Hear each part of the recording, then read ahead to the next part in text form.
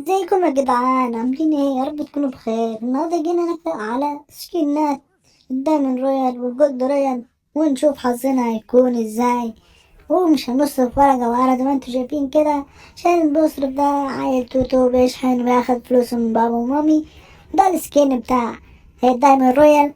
هنخش دلوقتي نحرق عليه ونشوف هيجي من كام لفة. معانا 116 بطاقة وهنلف بالمجان، ولو احتاجنا فلوس مش مشكلة، الفلوس كتير ونصرف من بعدها. أول لفة مجانية، بعد كده نخش في اللفة أو 10 على طول ونشوف حظنا.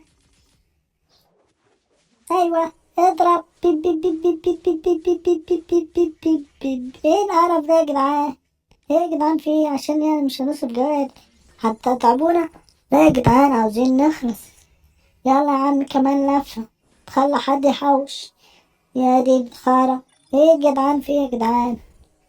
تاني معلش، يلا كله بالمجان. ضيع ضيع يا سوسته، ضيع، ما تخسرش حاجة، ضيع.